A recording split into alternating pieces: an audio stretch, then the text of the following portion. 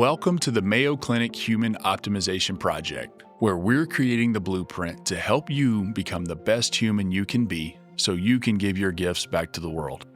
I'm your guide and fellow optimizer, Christopher Camp. I wish I could be more creative is a common trope that many of us say to ourselves.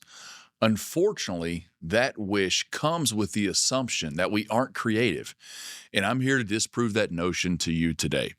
So what if I told you that we all have a creative side, but we may not be looking at it the right way, or we haven't fully accessed it for some reason or another? To help us understand and sort through these limiting beliefs, our session today is titled, How to Be More Creative and Get Yourself Back Outside the Box. And we're in for a treat today with our expert guest, Aurand. He's a storyteller, producer, filmmaker, and creative leader in the entertainment industry for over 25 years. His body of work includes scripted features, documentaries, music videos, commercial advertising, and live concert broadcast. He's worked with some of the top artists and athletes of our time, including Beyonce and John Mayer, Jennifer Lopez, Shakira, Aaron Rodgers, and Brett Favre. He's also worked with music and entertainment powerhouses like Apple Music and Google, Sony, and Nickelodeon. Today, he's going to help us sort through our three big sections. The questions that we're going to answer with him today are, number one, what is creativity really and where does it come from? The second, why do so many of us feel not creative? And then the third, what should we be doing differently right now to reliably improve our creativity? Well, Cal, thank you so much for joining us. Really excited to go through this topic with you today. Great to be here. And I tell you, I'm excited, but I have to admit, my excitement is mixed with a little trepidation. I'm a little nervous for this, a little bit more so than most, to be honest with you. I tend to see myself as a structured person. You know, I have my outline, I have my notes, my closet is color coordinated. You know, it's probably a little more than you want to know about me, but I tend to struggle with this topic, to be honest with you. And so I think this is one that I really have a hard time with. So I'm looking forward to what you're going to teach us today, but I'm also a little bit nervous about it too. So we'll see how this goes. Sounds good. If I can interject inside of that. Sure. When I saw a lot of your human optimization details and spreadsheets and decks, What I saw was creativity. Okay. So, you know, being vulnerable is actually one of the key tenets to be creative. Got it. Okay, so you think it's in there? I do. All right. Well, we'll see if we can figure it out and see if we can bring it out. So I think sometimes this concept of creativity is somewhat in the eye of the beholder, which can be powerful, but also can be a problem. So as an expert in the field of creativity, I want to hear from you. What is your most useful kind of everyday definition for creativity? And I want to think about this like in terms of life in general, not specifically for artists, but really for all of us. Mm-hmm. Sure. First of all, the word expert, let's please use that loosely, because we'll get into this later, but I don't consider my creativity to be mine at all. Okay.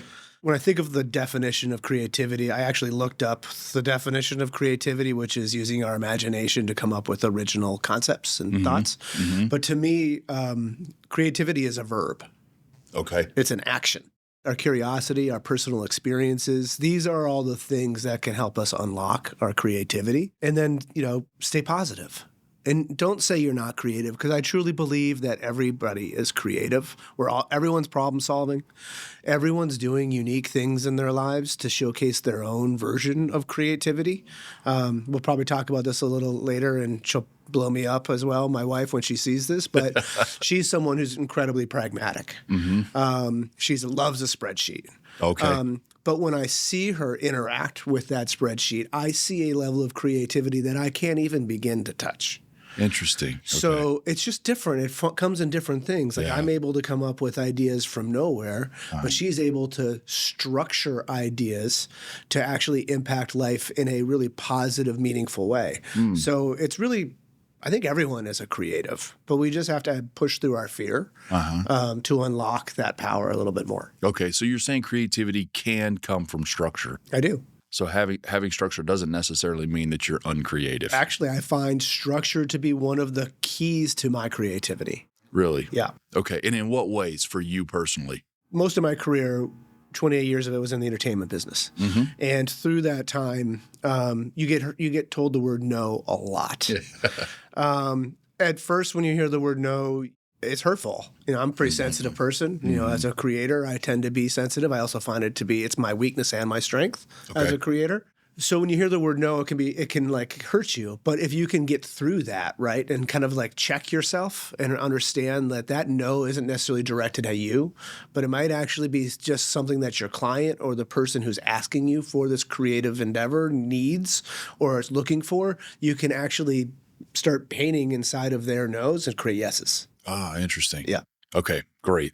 So let's talk about how you do that. And I think when many of us think about creativity, we think, okay, this is new ideas, new insights, novel thoughts, coming to mind. Is there anything that tells us about how those usually form in practice? Do we have to have a specific way we go about ideation or idea formation? That's a good question. I've thought about this a lot. Being transparent, which is something I try to be, faith is really big in my life. So it's defined who I am. It's protected me through my run in the entertainment business. I've really kind of leaned into it, especially in my later life. So what I've learned through that is that the more I stay connected to my faith, the more I stay connected through humility, through kindness, through the tenets that I believe are actually what the world should be about, I find ideas just come to me. I don't consider any of my creativity actually to be mine. I don't think it's something that I possess. I think it's something that I'm given because I stay open to it, because I'm vulnerable, because I'm sensitive.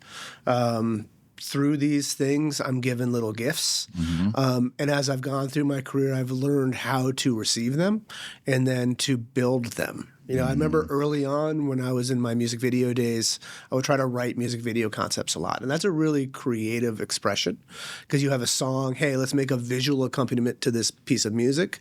And I would just grind, listen to songs over and over again. What's the idea? What's the idea? But what I found is that when I started talking to other people and be like, hey, what do you think about this? And when other people's ideas started to impact me, I started to come up with ideas. So I found not only is the creative idea not mine, it's not something that I possess, but also too, in my interaction with others, I get little bits of inspiration. So again, like the no, right? So when I'm talking to you and you say, I don't know if I like that, through that conversation, I might get a new idea because of something that you're pushing towards. Interesting. Back in the day, I would sit in our label meetings at a record label and people would be like, we need this. And everyone would be talking about what they need and ideas would spring because I'm listening. Not because I'm grinding to come up with my ideas, because I'm listening to what others need. And that breeds a kind of creative thought. I've always had this thought that in order to have a new idea or new concept, that I have to go inward. I have to look inward. I need a quiet room or a quiet space, no distractions, leave me alone, let me focus, go through the scientific method and all of this. Really what you're saying in how you describe your faith and dealing with others is really, you're almost saying in order to have these big ideas, in order to have creativity, you have to get outside of yourself. And I think that's a lot of what faith, I know it is for me and my faith, and probably is for you. It's really about connecting to a purpose that goes beyond just you. Community. It's focused on others. It's focused on community, focused on society. Service. So you almost have to get a little bit outside of yourself and get connected with others or something bigger than yourself, whether that's a God, whether that's nature, whether that's other people, or whatever it is for different people. People's, I know we're moving into the weeds a little bit, but people is what it's all about. So I find I'm happiest when I'm serving others. Yes. So, and that could be with creativity. Or it could be making a story that's impacting a patient at Mayo Clinic or a musical artist or whatever. So, but in that service, I'm being fulfilled. Anytime that I'm trying to fulfill myself through my own creativity, I'm always left broken or left unfulfilled. That is a recurring theme on the Human Optimization Project. It seems like anytime, whether we're talking about a leadership topic or we're talking about gratitude or resiliency or even exercise, very commonly it ultimately ends up coming down to having meaningful connections with other people. Absolutely. And that is one of the cores of joy, I think, in our life too. And so I think that it's one of those areas where connecting with others maybe will make you more creative, but also has a chance to bring you more joy and satisfaction. And it's a win-win. That's where the idea comes from. Now, again, from my process, right, do I still need those moments of quiet? I might put on some tunes when I'm in those moments of quiet, but because I'm always looking for a distraction inside of my solitude, that core idea will come from that connection. Okay. And then I'll break away from it. I know it's probably something we'll get to, but when I do get ideas, they're usually fully formed. Okay. So it'll hit me. So like if I go and make a short film or a music video or a long form piece, I've actually seen it before I've made it. Okay. That's really helpful to me. Yeah. So it allows me to, my process is to write white pages and pitch decks and then to be able to communicate that to get a lot of people too in our space or just in my career space. I've found everyone's different kind of a thinker. Not everyone is a visual thinker. I'm a very visual thinker. I'm seeing what I'm talking about. So, but you have to communicate that to people who might not be able to see it internally. So can you tell me a little bit? So for you, you're sort of a visual thinker. Ideas tend to come to you fully formed. I want to talk about both of those things for a second. Sure. So maybe first, you being a visual thinker, what other types of thinkers are out there? And how have you noticed that process work for other people? So visual's one way of people seeing the world and thinking about it. What are some others? I guess that is probably one of my conundrums as a visual thinker, sensitive creator, is always trying to understand why you can't. The person across from me can't. But it also breeds the conversations, right? It's to help me to form an idea to get that person to understand. So that's I do it in a few ways. One is the written word, right? So once I have an idea, I'll write it down. And I'll try to A to B, full narrative arc. This is what it is, so I can hand someone a piece of paper so they can read it. And in that reading of it, they can then get their heads around it because everyone can read or listen to a book, and people are used to that. The second thing I'll usually do is create a pitch deck. So I'll create a visual accompaniment to the written word that pulls from those written words inside of that narrative arc key thoughts. Almost like chapter points to the story, and put it next to references, visual references, so people can see what's in my head. It's not going to necessarily be exactly that, but it's going to be in that lane. Got it. And then there's the pitch. And the pitch was something I was horrible at in my beginning of my career because of fear. Sure. But what I've learned in my career is that it's not about me. Right? The idea is not mine, but I need to communicate this idea that's been given to me effectively. And so I prepare myself because I've been given an idea I can see. I've now done the work on the page. I've done the work in the visual reference. I'm now able to clearly and concisely communicate it back to somebody. So between me being able to pitch it and with some passion, I tend to be fairly passionate when I'm communicating about ideas because I love ideas so much. People will feel my energy, be able to see what I'm talking about, and then be able to walk away and read it again while remembering this thing. Those three things kind of breaks through people who think differently. Again, I'll use my wife as a reference. She's my harshest critic. She is my polar opposite. Yeah. So, but what I know is that if I like it and she likes it, I might be onto something. You got something there. Yeah. So that's always kind of been a great barometer for me as someone who's incredibly practical, who's a numbers-oriented person. And I think, quite frankly, numbers people are very creative. I think mathematicians are incredibly creative to be able to solve problems. They're just different. You know what I mean? So you have to create all of these different tools to be able to communicate that idea. Yeah. So you need it in different formats. So it's sort of your responsibility to take. To you, it comes visually. Then you have to take it and put it in these different formats. Show it to different people who will see it, feel it, hear it, think of it in different ways. Absolutely. And then get the feedback, make the changes, and then once you get consensus among these different types of thinkers, you're onto something. Because everything's story. Yeah. Everything in our lives is story-based. The things that we listen to, watch, communications we have, everything's a storyteller. You need to be that storyteller if you want to actually bring through the ideas and get from no to yes. Yeah. Okay. So now let's go back to that other thing that you mentioned about how for you, these ideas tend to come to you fully formed and fleshed out. I think a lot of people hear that and say, wow, that sounds amazing. I don't feel like I'm that way. And you see these videos and interviews of people writing recordings of the Beatles, coming up with songs, and they're just sitting around strumming and they got nothing. Wrote the song in 7 minutes. All of a sudden something's like, wait a minute, there it goes. And then it just starts clicking and like you just see all the pieces of the puzzle just fall into place pretty quickly. But it kind of happens in this stage process, sometimes really fast. So have you seen fully formed, one piece at a time, everything in between? Is it all out there and is it all okay? Yeah, of course. The answer is yes. I could probably cite a couple of examples. One in my own right, I recently wrote a script for a feature that I want to do. The idea came to me like a ton of bricks fully formed in my head. But to take it from that idea to a written script took a lot of work. Because I wrote down my kind of brief, but then if you need to build dialogue into that brief and then start shaping characters, like that isn't fully formed. The kind of like the macro version is fully formed. The micro version's not. I need to then step away and spend that idle time, or that downtime, my time, that personal time, to build in between the lines and paint between the lines. Right, so that's actually a really important step. So even though I might have seen it, I might not have seen the piece that's finished, because also this is a key thing, right? No one makes something on their own. Right. So even though I might have a vision, it's everyone else that I'm interacting with that are going to take that vision and make it something better than I could ever make by myself. Sure. And allowing for that is really important.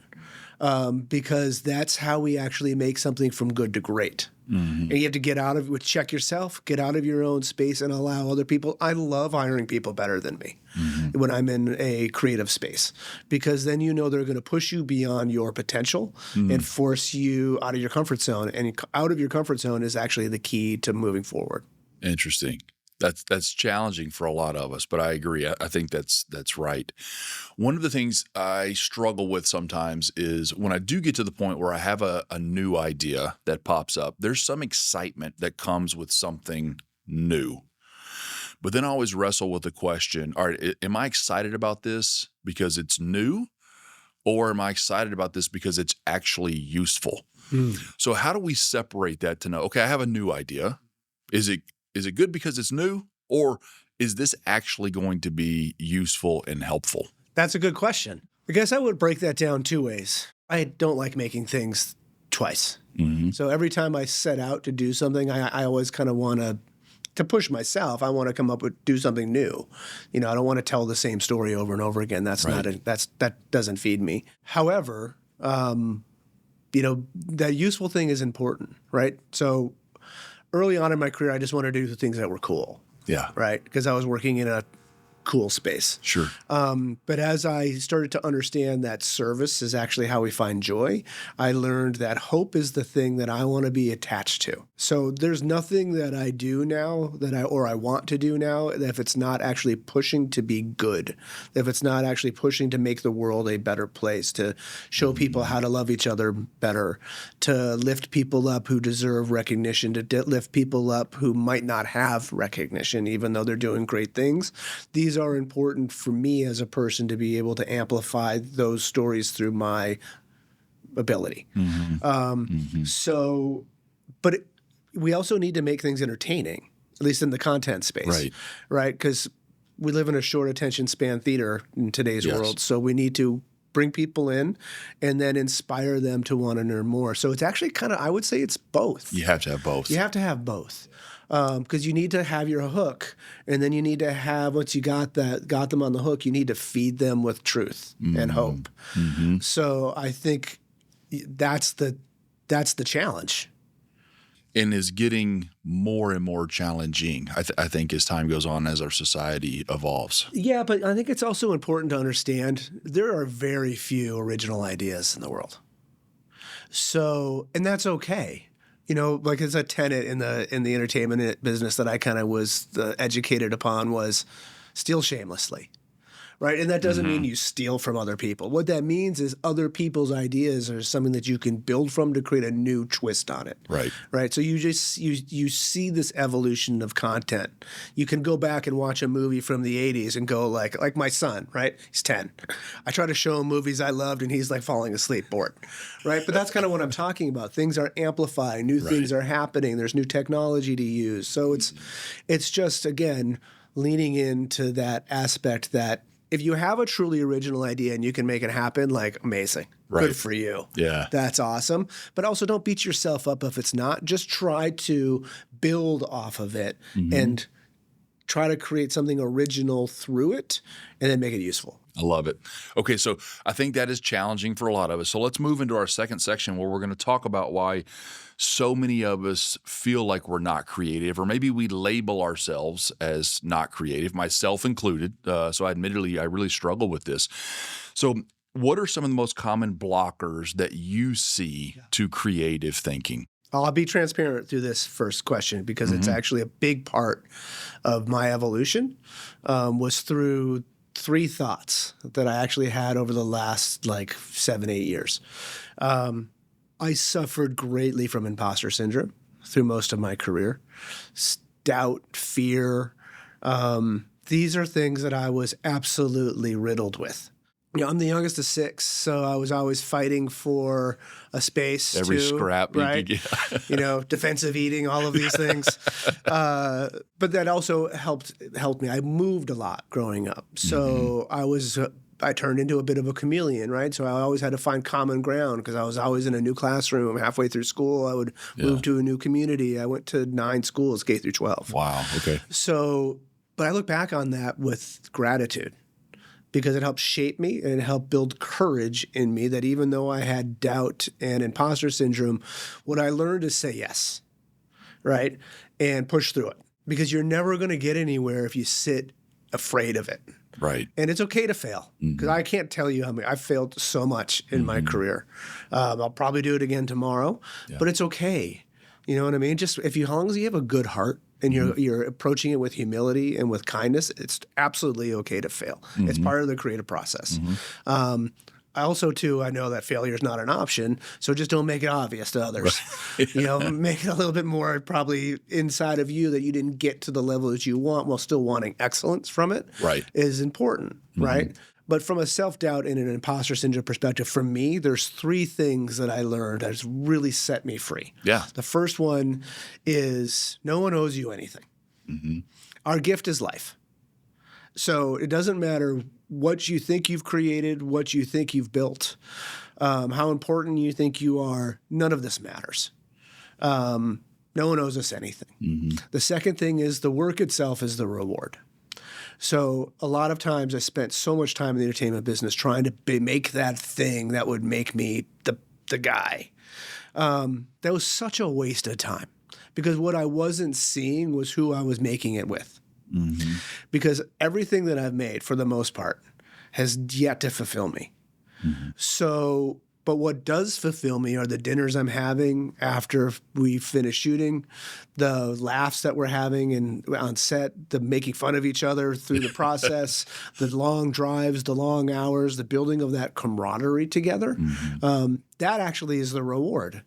So if no one owes us anything and the work itself is the reward, then the last thing for me was, and this is a bit of, it's a bit of a bumper sticker, but there was someone that kind of just leaned into me and was just like, your higher power is really all that really matters to me. And what I mean by that is, we are a collection of experiences that we've been given. And so all of these experiences have led us to a point where all we need to do is, if we know that the work is the reward and no one owes us anything, is we just need to show up in that moment, do the best job that we can, trying to be a humble, creative person that wants to serve others and use kindness and humility to do it. That if we show up with that mentality and just let it happen, good things are going to come from that. So for me, that's a Jesus thing, personally. So because Jesus is the bumper sticker that someone gave me to me once, and when they gave that to me, I was furious about it, because I was like, "What do you mean?" But what I understood through that was, Oh, so the gift that I've been given is the fact that I have all of these experiences, that I went to 9 schools, K through 12, that I moved a lot, that I've had to force myself through it, that I've pushed through all of these fears. All of these things made me ready for this moment. So all I need to do is show up. So those 3 things have helped me push through fear, doubt, and imposter syndrome. It has made me less fearful. Yeah. I wouldn't say I'm not still fearful. Right. But I recognize that it's not mine in the first place, so just show up, be a good person. That's a great list. I'm going to recap that now, if you don't mind. So the first one, no one owes you anything. The second, the work itself is the reward. And the third, higher power is all that matters.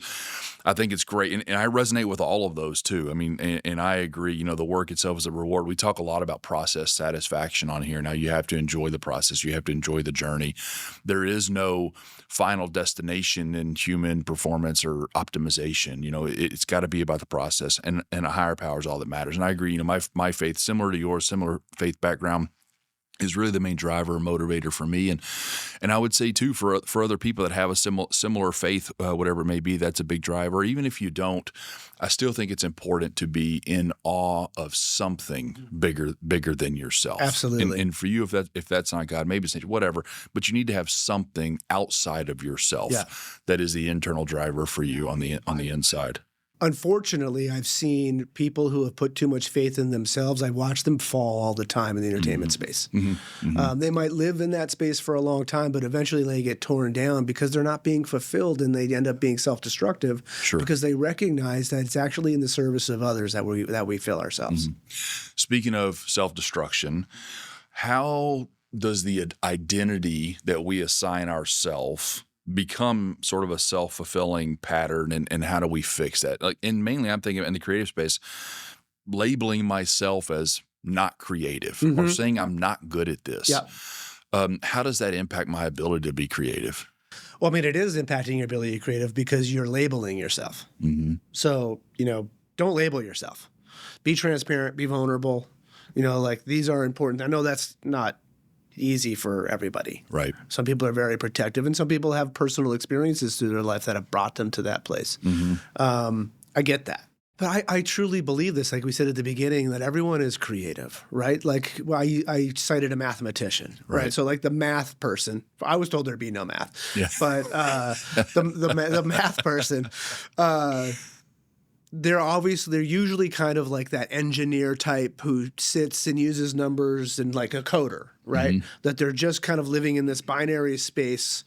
But if you really look at coders, they are incredibly creative. They're writing digital script. That's no different than using words or visual things and visual cues to create. They're creating a digital space through ones and zeros. That takes incredible creativity and vision to be able to do that. Sure. Chefs, designers, realtors. I could just go on and on. First responders. You show up into a scene that you don't know what's going to happen for, and you have to be creative to react to that moment. Sure. So I just think everyone's always acting with creativity because everyone's always reacting to something. And to react to something takes creativity. So, just again, show up. And understand who you are and the skills that you possess, and use them with humility and kindness. You actually are being creative. It might not just look like a picture or a piece of music or a movie, but who cares? You know what I mean? Not everyone can do that. Not everyone should do that, because the world needs all kinds of different people to make it work. So it may be that it's not us being the wrong person or the wrong personality type, but maybe we need to fix our definition of creativity. Agreed. And we're not looking at it the right way. Agreed. One of the things I think that, the folks that tend to struggle with this, you're right. So, whether it's, scientifically minded, mathematically minded, or engineering minded. Scientists are incredibly very creative. I agree. We also like to measure progress, right? And so some people will say, well, how do I know? If I don't have some sort of score sheet or rubric here that I can judge myself by to see if I'm getting better at it, then I don't believe it. So how would you suggest people measure their progress or creativity? For some people, that probably doesn't matter at all, unimportant. Others, it probably does, or at least they want it to. Yeah. Does it matter? And if so, how should they assess progress? I would say for me personally, it doesn't matter. Here's why. The work that I do is incredibly subjective. So something that I love, someone could hate, but I can make that same thing tomorrow, and I might not like it that much, but the person I'm showing it to loves it. That's always been a conundrum for me. So what I try to do personally is to just completely, and not everyone likes to hear this, including my bosses and superiors. I just try to disregard the audience completely.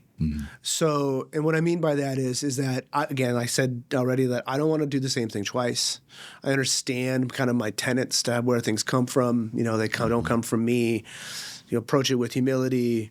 Work is the reward. No one owes you anything. You bring all of these things together, and then you're just like, you know what? I'm going to make this, and I'm going to try to inspire myself in that moment and try to entertain myself and then share this thing that I made and hope that others also find inspiration through it. I'm kind of living in that space a little bit too. Only because then I'm not putting all of this weight on my shoulders, right? I'm kind of getting rid of it and making a piece of art that inspires me, that I hope inspires others. And if that's successful, then I actually find in my experience, it's been the way to success. If I sit and always live inside of this subjective space, always trying to make you happy, I might fail and give up because I might not be able to.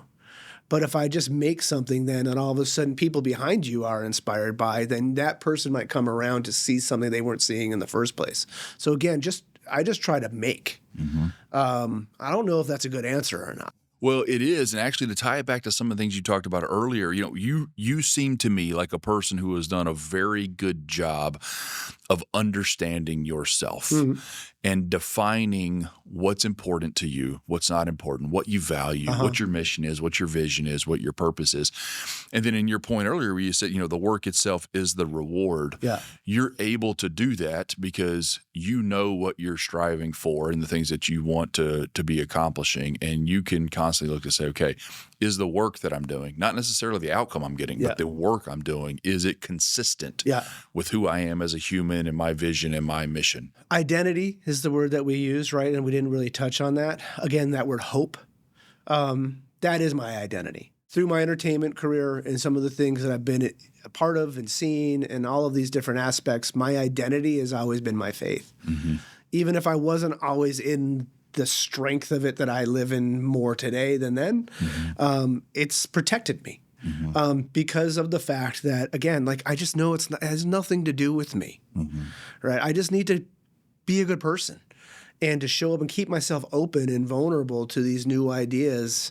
Then that identity, and I know that as a person, I want to build hope, whether it's ideas I had earlier in my career to protect our environment. When I was 18, I had a little thing that I used to write called Cal's Conscious Corner, which was about recycling.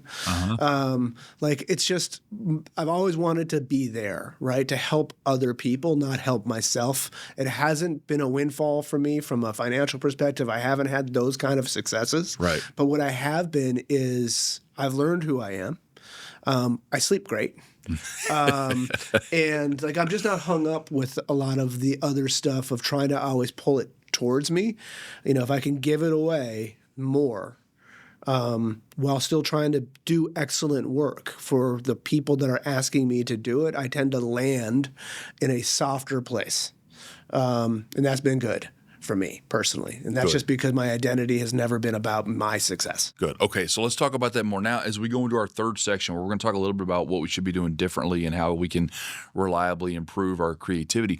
One of the things that I'm hearing in that is that you have a really good definition of what success looks like for you. And it evolves over time. I'm sure you kind of work with it and massage it. But one of the things is you've probably – in the spaces you've been in, you've probably seen a lot of different definitions of success, right? There are awards, there's recognition, there's financial gain, there's notoriety, there's fame, there's celebrity. You've seen all of that. Yeah. And you yourself have had, different various amounts of all of those things. But you've been able to look at that sort of full menu of options of success and pick and choose how you define it. So I want to do a little bit of that for our audience here as we try to help them think through how they can kind of unlock their inner creative and figure this out for themselves. What are some of the common fears or concerns or misconceptions you feel like people have in that space of trying to define what creative success looks like for them? For me personally, that's tough. I mean, I have been hurt through my time, ideas taken, work taken, and not been given credit. Like all of this stuff has happened.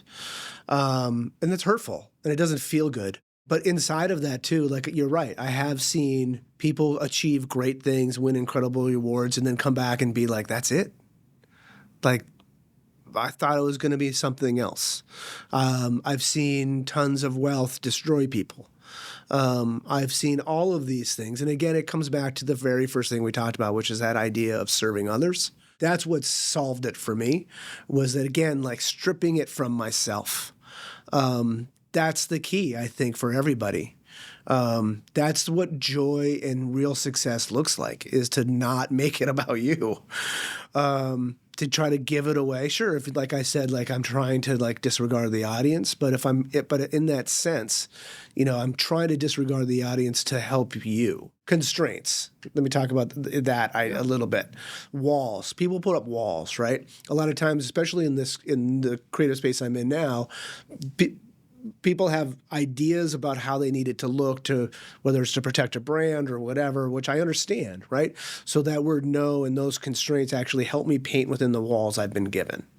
That's, I think, part of all of this journey for me. It is a tough one to really, truly answer for me personally, because I'm still on the journey. I also don't plan to ever quit the journey. So I just say even though you get hurt, even though things might have happened and you might not have been fulfilled by it, just don't quit. That's kind of been like the number one thing for me. Keep creating, keep going, keep staying open to the ideas and push through, because you learn from all of these opportunities. I've learned way more from my failures than I have from my successes, certainly. So, in that moment, I'm building up my strengths. I'm learning who I am and how do I react to these things. And even sometimes I'm having to be reminded that no one owes me anything. Because when I feel like I'm being owed something, then I'm making it about myself and I'm not serving others and I'm failing, quite frankly. So when you can continue to, for me personally, I'm always going back to those three thoughts. You're here for a reason. Work is a reward. No one owes you anything. Start again. So as long as I keep doing that, I can find my way forward. Then I cannot be so connected to success and all that. Do I want more creative control in my work? Yes. Do I want more financial reward? Yes. I'd be lying from an ego perspective to say I don't want these things. But if I try to hold on to them too tightly, I know ultimately I'm failing and I'm not serving my higher power and I'm not serving my fellow person. Very good. I think in order to do that, to understand that, a lot of us need to free up space in our minds to be able to think through some of those things. Because so many of us, I think we just have so much going on that we don't stop, pause, reflect, and sort of think through that. Yeah. And I wonder, how does all of that overstimulated, thinking and the overstimulated, hyperconnected world we live in, how is that holding us back? Because a lot of the stuff that you're doing, and for you to think through this stuff and sort through this stuff, you need a certain amount of mental bandwidth to do that. And I don't know that we're doing that as a society. Any tips for our audience on how they can create that space in their lives so they can start sorting through some of these things and figuring out what it is they want to do and how they actually are contributing in a creative way? Yes. Look, I want to step back 1 second, though, too, and add one thought. Through the creative process to get to where I am, And I don't want to make it a woe is me moment, but there's been suffering through it. I've had my Lieutenant Dan moments in the process, right? But I learned, even through a book that I read, written by Bonhoeffer, about the cost of discipleship, right? That book is about suffering and finding our joy through our suffering. That on the backside of suffering is actually joy if we allow ourselves to push through it. That's a big part of the creative process, I think. It's not going to be easy. People are going to have opinions about it. You're going to get crushed a little bit through it. But it's okay. That's okay. Because on the other side of that coin sometimes is joy. And as long as we, again, stick inside of our core tenets and understand that big part of life is suffering, we'll get to that place where we can have joy together, not for our personal selves, but together. And one of the charges in that is that for that suffering or for the failures, sometimes the answer is not to try to avoid it or go around it. Correct. But you have to go through it. 100%. Don't let it stop you and paralyze you. Say yes. Don't try to get out of it.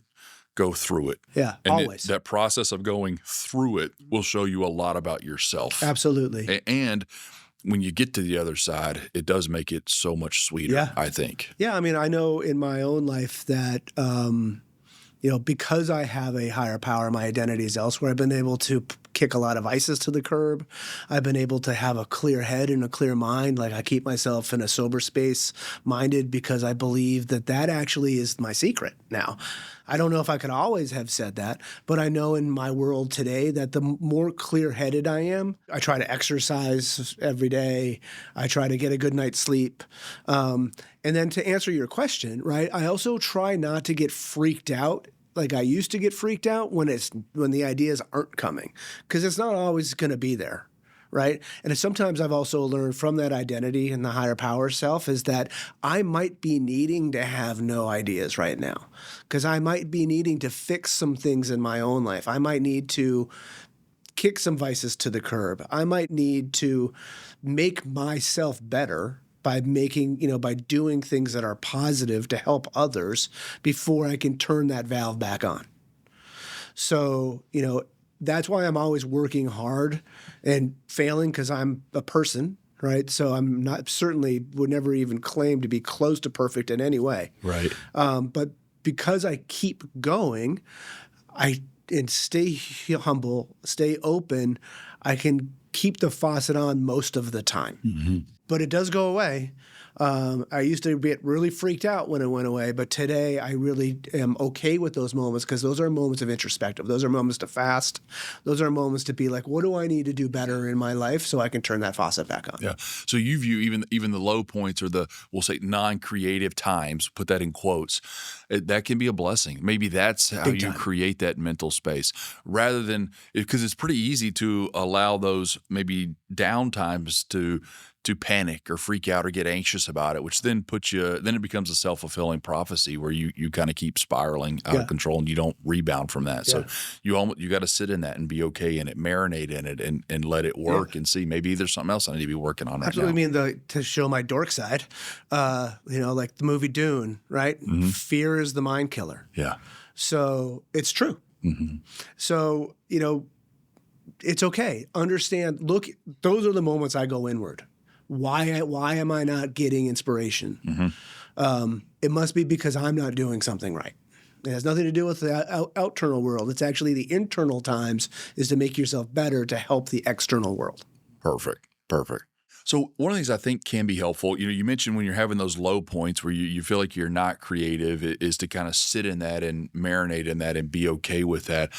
I found for me personally, sometimes there's a couple little hypothetical questions I can ask myself to kind of spark the process. And one of the things I like doing is if I'm trying to solve a really big problem and I'm getting a little bit overwhelmed with it, I'll use first principles thinking. And I'll say, all right, what if we're just completely starting from scratch and I had a chance to totally rebuild this thing and eliminate all of the conflict or barriers or issues that are there now. Just build it from the ground up. That's helpful for me. Another model that I use is say, okay, well, what if I was king or queen of the world? I had all the resources, infinite money, infinite time. How would I build it? And then I get the big picture vision and I say, okay, now how do I scale that down and make it more practical? Those are a couple things that help me, but I'm wondering if we could get maybe a list of a few things, other things that our audience could think about. So if you feel like you're stuck or you're in a lull or you're having a hard time, what are some quick little tips or tricks that people can maybe apply to try to get out of that rut? Sure. I'll hit the list, but let me actually say one thing too. Yeah. Have fun. I think that's a really important part of it. When I left Sony Music early in my career and I started my own agency, there was a lull there where I was like, what do I like? So what do I want to do? And one of the things I know I love music, I love sports, and I love our planet. I love nature. So I created this concept that was taking like the Red Bull world and the planet Earth world to try to make a concert tour driven by visuals that taught kids about the importance of our environment, that had a documentary that went around the world educating people about the dirtiest rivers and the people that are attached to it. So it was documentary work, it was a concert tour, it was merchandising, it was social awareness, it was all of these things. And my goal was to build a Peace Corps for the environment so that kids 18 to 29 could do something with their lives without having society tell them they had to go to college and get this job, right?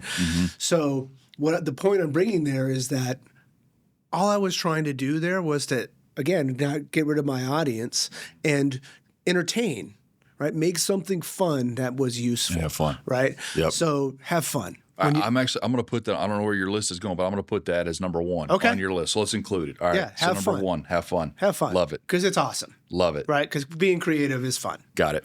It's Perfect. a gift. Perfect. Number two, listen. All of my best ideas have come from listening to others. It has not come from me being like, oh, I'm going to come up with this awesome idea. It's because I've been inside of a conversation where people needed something. And so I was able to come up with a solution to fix a problem, or I was able to come up with a concept for a music video or a documentary or whatever because I was listening to someone else's needs. Great. What else? Does it make the world better? That's a big thing for me. Hope. During COVID, I started a company. I tried to do a crowdfund to create this company called The Mustard, which was to use the metaverse and the virtual spaces to educate kids. As social media and all of these things are impacting and the digital world is growing. I wanted to create a place that was like a garden in the digital space so that kids could go and learn and feel good about themselves, right? So that's just an example of an idea, and that idea was born to help, to build hope. And building that thing, I did this whole idea, this thought where I would try to give an identity to the company I was building. So I gave it like, what does it sound like? What does it wear? Like who does it hang out with? What is it thinking about? And I baked all of that down to one word, and that word was hope. So for me, that's what I do as far as knowing how do I make the world better. If it's not hopeful, then I'm failing. Very good. Love it. Others? No is a gift. It's hard. We talked about that earlier, but you have to understand as a creative that you're going to be told the word no a lot. To the point that I hear a lot of creative people say they intentionally seek no's.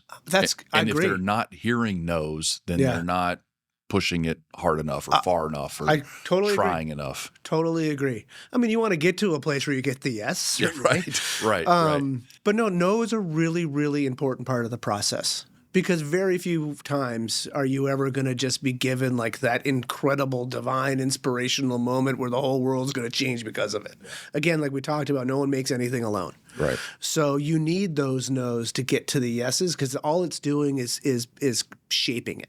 And I'll say too, somebody who's heard no a lot in his life, it gets easier after it does. It's hard at first, but then you get used to it. And sometimes you say, I know I'm going to get a no here, but I want the no. I want to ask why. I want to learn more about it. Yeah, and I'm going to use that as fuel. It's motivation. Good. Absolutely. Any other tips? Don't quit. Timelines for me has been really important in my creative process. I do, like a lot of creatives, I love to procrastinate. I love to go like do something else. It might be a creative thing. I decorate, I cook, I I garden, like I do all of the other things, and I'll go find tons of excuses not to sit down and write. Writers in general have a really hard time. The best writers in the world hate to sit down and write a lot of the time because it's work, right? But set a deadline for yourself and hold yourself accountable to it, and don't quit. Just make it happen, hit that deadline. So I love deadlines. And I'll tend to push it right up to the edge, but then I'll get to work. Yeah, I like it. And then I think to add to that list, if I may, you talked about making this other focused on others and other people too. And I think a good way of doing that is including others in the process, asking for help, bringing them along. Don't go it alone. Core tenet. Yeah. Like a film set, right? You might have a director, but there's so many people. There's sometimes hundreds of people on a film set. It takes all of those people to make that thing that you see on the screen. Right. If you think it's the director alone, you are sorely mistaken. And if you're that director, you need to check yourself. I love it. Well, this has been a great discussion. I've learned a lot. You made me feel better. I told you I started out pretty nervous on this one, and I still think I've got so much work to do, but it's been really helpful. And I'm going to summarize some of my notes, especially the things that were particularly helpful for me. I like how you define creativity. It's a verb. It's action-oriented, which we talk a lot about here on this podcast. It's all about curiosity and personal experiences. You need to stay positive, know that we are all creative. Even those of us who really value order and structure, creativity can come from structure, and it really does for most of us, just in different ways. I also like the fact that you talked multiple times about how no idea is yours. This really belongs to all of us and something bigger than ourselves too. So it's important to incorporate our faith and our purpose and whatever it is outside of us that drives us. And rather than going inward to be creative, we often have to look outward to other people and bigger forces and make it about other people. That hope is key. We also talked about that you need both novelty and usefulness. So ideally your idea is somewhat new, or at least a reframing of an old thing in a new way, and that it also has to have some value or usefulness. We talked about limiting beliefs and imposter syndrome, which we've all experienced no matter what space you live in. And your three tenets for getting through that are remembering that, number one, no one owes you anything. Number two, the work itself is the reward. And the third, higher power is all that matters. And I also liked your quote that you had, that we're all a collection of experiences that we've been giving, which I think is fantastic. And then lastly, your sort of list of things to do in order to unlock your more creative self. Number one, have fun. Number two, listen to others. Number three, ask if it makes the world better and make it centered on hope. Number four, recognize that no is a gift and don't fear no. Five, don't quit. Use deadlines to your advantage. And number six, when you're stuck, get help and incorporate others. It took a lot of creativity to take all of my ridiculous words to come up with that list. So I appreciate you actually narrowing my thoughts. We're a good team. The notes I can handle. That part's easy for me. Creative part's a little harder. All right. So now let me give you a chance. So we've talked through all these, our big questions quite a bit, but I'll give you a chance for the rapid fire answers for each of these. So our first big question: what is creativity and where does it come from? Creativity comes from above. It's not ours, and it is an action. It is an action word. Just go with it, and you'll get there. Excellent.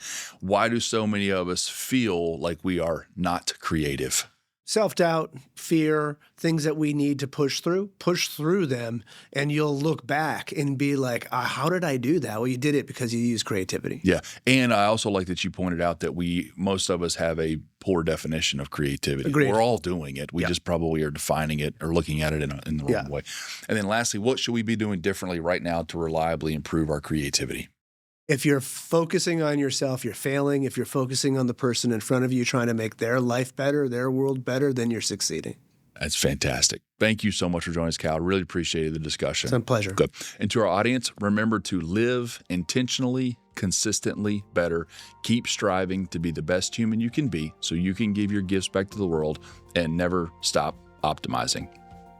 Thanks for listening to the Mayo Clinic Human Optimization Project. If you like this episode, hit subscribe and leave a review. It helps others find us. Know someone who might benefit? Share the episode with them to join us in our mission to help as many people as possible become the best humans they can be. Have feedback or a topic idea? Email us at optimize@mayo.edu. And be sure to look for us on Instagram, X, and YouTube. This podcast is for informational and educational purposes only and should not be relied upon for medical, professional, or legal advice. Always consult with a qualified professional for any questions. The appearance of any guest does not imply an endorsement of them, their employer, or any entity they represent. The views and opinions expressed by the guests are their own and do not necessarily reflect the views of Mayo Clinic. Reference to any product, service, or entity is for informational purposes only and does not constitute an endorsement or recommendation by Mayo Clinic.